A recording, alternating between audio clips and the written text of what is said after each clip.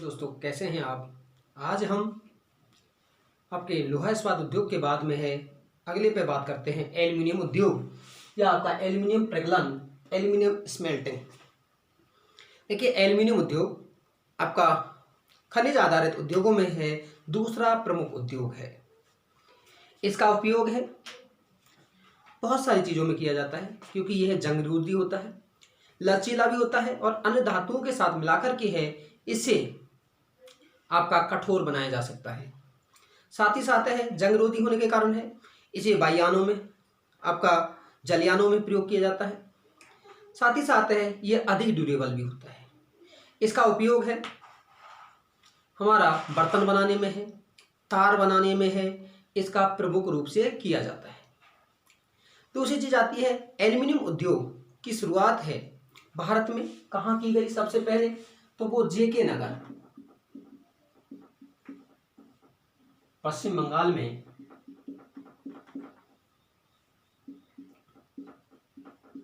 1937 में है की गई। एक चीज और है एल्युमिनियम उद्योग है जब 1 टन एल्युमिनियम बनाने के लिए 5 टन कच्चा माल 0.3 टन है पेट्रोलियम पदार्थ होना चाहिए, 0.13% आपका टन है वो आपका कास्टिक सोडा होना चाहिए। दूसरी चीज़ है कि पहले इसको आपका बॉक्साइट को है एल्यूमिनियम तैयार किया जाता है और उससे उसको प्रकलन करने के बाद है उसका एल्यूमिनियम तैयार किया जाता है। और एल्यूमिनियम कहाँ तैयार किया जाएगा, 1 टन एल्यूमिनियम तैयार करने के लिए 18,600 किलोवाट बिजली की आवश्यकता पड़ती है, अर्थात 20,000 से 24,000 किलोवाट 1 टन तैयार करने में बिजली की आवश्यकता होती है। तो ये उद्योग है उन्हीं क्षेत्रों में लगाया जाता है जहाँ पर कच्चा माल है वो आपका सरलता से और साथ ही साथ है सस्ते रूप से है वो आपका पहुँच जाता हो। दूसरी चीज़ है कि जहाँ पर जल विद्युत है अर्थात विद्युत है वो आपका अधिक मात्रा में उत्पादित होती हो। वर्तमान में इसके 8 कारखाने हैं। उड़ीसा में जैसे नालको है, बालको है, नालको, बालको, हिंडाल्को अर्थात नेशनल आपका एल्यूमिनियम लिमिटेड आपका कारपोरेशन। इस तरह से हैं आपका कारखाने की बात करते हैं तो आपका रानीपेट है, आपका कर्नाटक में है, आपका सिंदरी है पश्चिम बंगाल में आपका। तो इस तरह के कारखाने हैं इसके किसके आपके एल्यूमिनियम के। अलवाई केरल में है इसका कारखाना। तो आपका नालको, बालको, हिंडाल्को, इंडाल्को इस तरह से कारखाने इसके हैं। दूसरा जो आपका अगला उद्योग आता है वो आता है केमिकल इंडस्ट्री, रसायन उद्योग।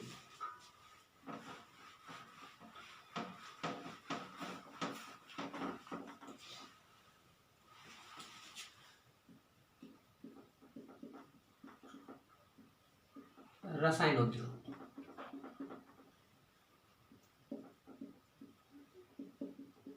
Chemical industry. देखिए केमिकल इंडस्ट्री है, रसायन उद्योग कहाँ पर अधिक विकसित होगा, जहाँ पर पेट्रोलियम जो शोधनशाला है वो उन्हीं वाले भागों में है क्योंकि उसी से कच्चा माल है इसको प्राप्त होता है। दूसरी चीज और है जब आपकी पेट्रोलियम पदार्थों की मांग अधिक हुई और पेट्रोलियम शोधनशाला अधिक लगाई गई अर्थात रिफाइनरी अधिक लगाई गई तो उससे निकलने वाला बाई प्रोडक्ट है उससे इस उद्योग का विकास आपका किया गया। ये सकल घरेलू उत्पाद में जीडीपी में 3% का योगदान देता है। बहुत सारे प्रोडक्ट इससे बनाए जाते हैं, चाहे कॉस्मेटिक का सामान हो, चाहे डिटर्जेंट का सामान हो, चाहे आपके फेस वॉश अर्थात आपके लुब्रिकेंट के सामान हैं, सारे इसी से बनाए जाते हैं। भारत इसके उत्पादन में है एशिया में 3रे स्थान पर तथा विश्व में 12वें स्थान पर। नेक्स्ट बात करते हैं ये आपका दोनों तरह का अकार्बनिक और कार्बनिक दोनों पदार्थों कार्बनिक कार्बनिक रसायनों का प्रयोग करता है या उत्पादन करता है। अकार्बनिक बात करते हैं जैसे सल्फ्यूरिक अम्ल है, आपके फर्टिलाइजर्स हैं, आपके कृत्रिम वस्त्र हैं, सिंथेटिक जो फाइबर है, प्लास्टिक है, रंग रोगन का सामान है, डाई आपका बहुत सारे बालों में जो करते हैं आपका, नाइट्रिक अम्ल, क्षार, सोडा, आपका साबुन है, और विभिन्न सारे जो शोधक पदार्थ हैं उससे आपका बनाया जाता है। दूसरा है कार्बनिक रसायन में बात करते हैं तो हमारा सिंथेटिक फाइबर अर्थात कृत्रिम रेशा है, कृत्रिम वस्त्र है, आपका कृत्रिम रबड़ है, आपका सिंथेटिक रबड़ है, प्लास्टिक है, दवाइयाँ हैं, ये अर्थात ये तेल शोधनशालाओं के पास ये उद्योग आपको स्थापित किए जाते हैं। यहाँ तक कि उर्वरक उद्योग भी है, इसी पर ही निर्भर है। तो आपका रसायन उद्योग है वो आपका बहुत महत्वपूर्ण उद्योग है। साथ ही साथ है यह उद्योग है अपने आप में एक उपभोक्ता उद्योग है, अर्थात इसकी मांग भी अधिक है और इससे उत्पादन की प्रक्रिया में अन्य बहुत सारे जो पदार्थ हैं वो उत्पादित किए जाते हैं। नेक्स्ट है उर्वरक।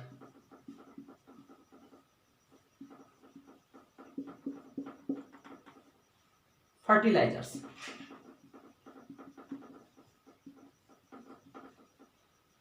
Fertilisers industry. देखिए उर्वरक उद्योग की हम बात करते हैं तो जैसे जैसे कृषि का अधिक विकास हुआ, अर्थात कृषि में मशीनीकरण अधिक हुआ, कृषि में हरित क्रांति का विकास हुआ, तो आपका उर्वरकों की जो मांग है वो क्या हुई, अधिक हुई। अब उर्वरकों में हम बात करते हैं तो उसमें नाइट्रोजन उर्वरक है, अर्थात आपका यूरिया है, आपका फास्फेटिक उर्वरक की बात करें हम, अमोनिया फास्फेट की बात करते हैं अर्थात डीएपी है। इस तरह के उर्वरकों की मांग है वो क्या है आपकी, अधिक है। दूसरी चीज है भारत है पोटास।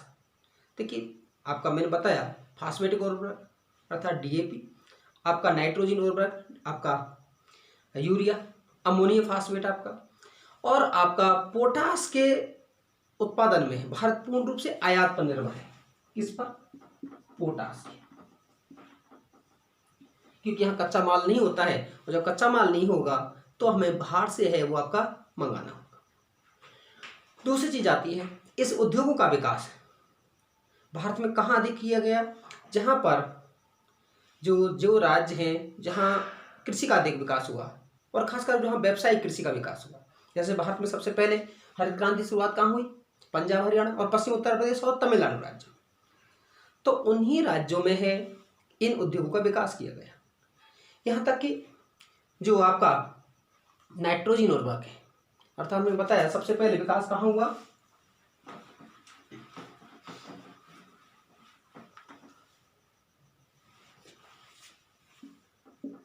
पंजाब हरियाणा पश्चिमी उत्तर प्रदेश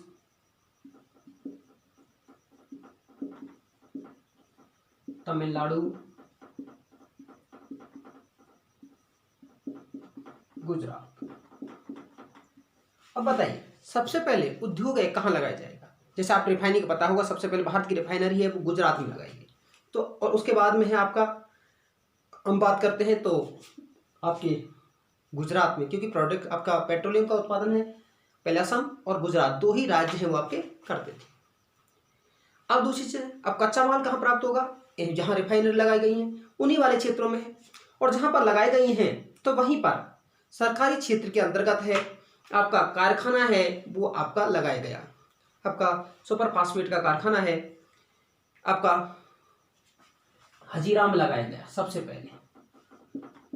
हजीरा कहाँ पर है, गुजरात में है, और उसके बाद में इसका उत्पादन है मैंने कहा पंजाब हरियाणा उत्तर प्रदेश राजस्थान है, आपका मध्य प्रदेश है, महाराष्ट्र है, अर्थात अब तो वर्तमान में सभी राज्यों में, क्योंकि प्रोडक्शन की आवश्यकता गेहूं अर्थात आपका अनाज के उत्पादन की आवश्यकता अधिक है, हर जगह है, तो इससे संबंधित उद्योगों का विकास भी क्या करना होगा, अधिक करना होगा, क्योंकि भूमि की पैदावार को बढ़ाने के लिए हमें उर्वरकों का उपयोग की मात्रा है वो क्या होती है, आवश्यकता अधिक होती है। नेक्स्ट हम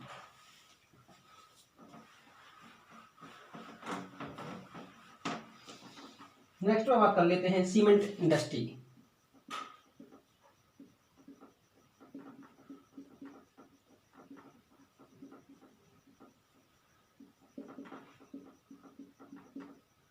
सीमेंट उद्योग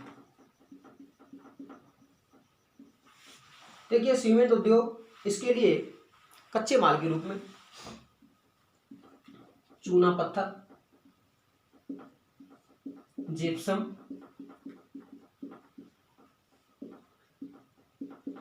और राख की आवश्यकता होती है। चूना पत्थर में राजस्थान, मध्य प्रदेश, आपका आंध्र प्रदेश, और जिप्सम के उत्पादन में राजस्थान। अब उत्पादन में कहाँ होगा सीमेंट? जहाँ पर ये कच्चा माल है प्राप्त होगा, क्योंकि ये भी कैसा एक वजन ह्रास उद्योग है। दूसरी चीज है ये एक आधारभूत उद्योग भी है। क्यों? आप देखते हैं चाहे आपका मकान जहाँ रहते हैं, स्कूल कॉलेज, चाहे आपके कोई मेडिकल संस्थान हो, अर्थात जितनी भी बिल्डिंगें बनानी है वो सब में उपयोग किसका किया जाता है? सीमेंट का। सीमेंट अर्थात एक आधारभूत उद्योग है। कोई ब्रिज बनाना है, सड़क बनाना है, हर इकाई में है इसका उपयोग किया जाता है। दूसरी चीज आती है उत्पादक क्षेत्र। देखिए भारत में सबसे पहले सीमेंट का उत्पादन 1904 में 1904 में किया गया। और कहाँ किया गया? मद्रास में। और यहाँ समुद्री सीपियों से सीमेंट बनाया गया, जो कि एक असफल प्रयास था। उसके बाद में है सीमेंट के उत्पादन के संदर्भ में है आपका लाखेरी बूंदी में इसका प्रयास किया गया और जहाँ एक सफल रहा। फिर कटनी मध्य प्रदेश,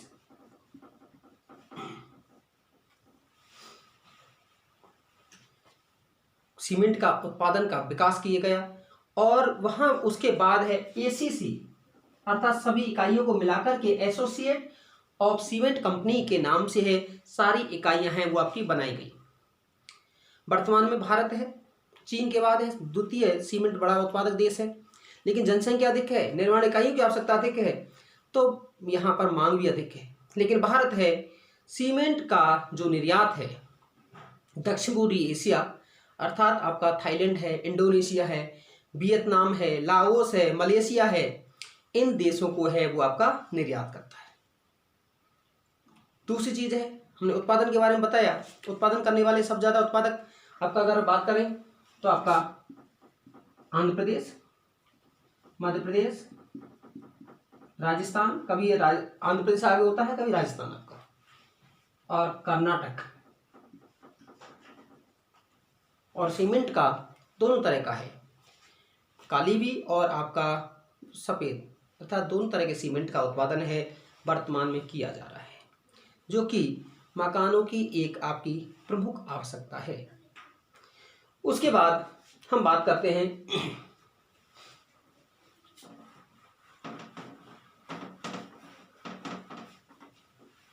मोटर गाड़ी उद्योग या ऑटोमोबाइल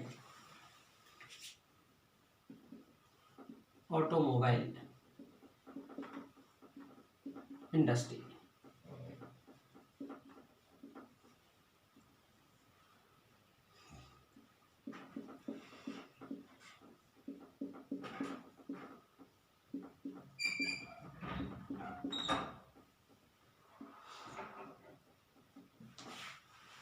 देखिए मोटर गाड़ी उद्योग है, इसे सनराइज उद्योग भी कहते हैं। क्या कहते हैं आपका? सनराइज, सनराइज इंडस्ट्री भी कहते हैं।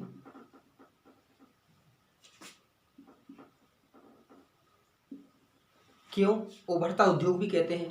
कारण क्या है कि यही एक ऐसा उद्योग है, मान लीजिए आपने खेती से उत्पादन किया और उसको उद्योगों तक लाना है, उद्योगों से निर्मित माल को है मार्केट तक ले जाना है, सारा किससे किया जाएगा? मोटर गाड़ी से। और इसमें बहुत सारे आते हैं, जिसमें दो पहिया अर्थात टू व्हीलर भी है, दो पहिया, तिपहिया आपका, चौपहिया अर्थात फोर व्हीलर है। अर्थ बहुत बड़े बड़े जो ट्रक भी आपका चाहे 16 टायर के हों, 12 टायर के हों, सारे का ही अर्थात इसी के अंतर्गत आता है। किसमें? मोटर गाड़ी उद्योग, जो कि सभी क्षेत्रों के विकास करने का प्रमुख आधार है। दूसरी है मोटर गाड़ी उद्योग का विकास किसके लिए अधिक आवश्यक है? यात्री परिवहन और माल परिवहन। मान लीजिए आपको ट्रक से जाए हैं और एक आपका बस से जाएं या आपका कार से जाएं, किससे जल्दी पहुंचेंगे? कार से आपका। इसका विकास कैसे अधिक हुआ? विकास पहला हुआ हमारा जब यहाँ एलपीजी लागू की गई, लिबरलाइजेशन, प्राइवेटाइजेशन, ग्लोबलाइजेशन। दूसरा है कि जब इसमें एफडीआई अर्थात प्रत्यक्ष विदेशी निवेश, आपका जो आपका फॉरेन डायरेक्ट इन्वेस्टमेंट है, प्रत्यक्ष विदेशी निवेश की जब अनुमति दी गई और वो भी आपका 100% तक अनुमति दी गई, तो उसके साथ साथ विदेशी पूंजी भी आई और विदेशी तकनीक भी आई। आप देखेंगे मार्केट में बहुत तरह के आपके व्हीकल हैं वो मिल जाते हैं, जिनका माइलेज है हर रोज आपका बढ़ता जा रहा है। जो भी नया व्हीकल आता है उसकी माइलेज है पहले की तुलना में क्या है आपका अधिक है। पहले आपके डीजल से और पेट्रोल से चलने वाली गाड़ी थी, अब आपका सीएनजी से चलने वाली, एलपीजी से भी है, और कई देशों में है आपका हाइड्रोजन से चलने वाली, जो कि उसकी माइलेज है वो आपका सबसे अधिक होता है। दूसरी चीज आती है इसका, जिस भारत में कारखाने की बात करें तो हिंदुस्तान मोटर्स आपका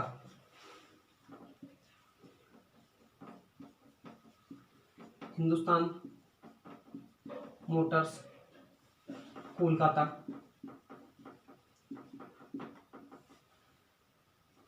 अशोक लीलैंड चेन्नई,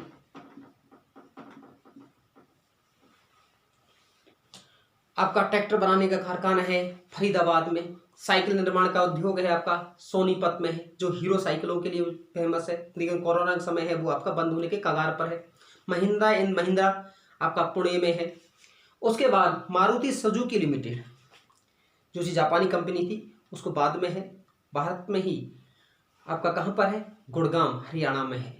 तो आपका व्हीकलों के मामले में है, चाहे 2 व्हीलर हो, 4 व्हीलर हो, आपके बहुत सारे हैं वो उनका उत्पादन किया जाता है और भारत में मांग भी उसकी अधिक है। आप देखिए हर घर में आपका 2 व्हीलर आपको आम बात है मिलना, कई आपके, और कई घरों में 4 व्हीलर है आपकी।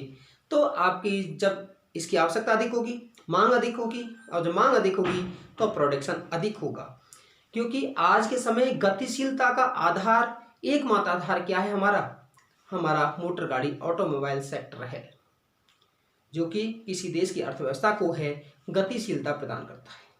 धन्यवाद।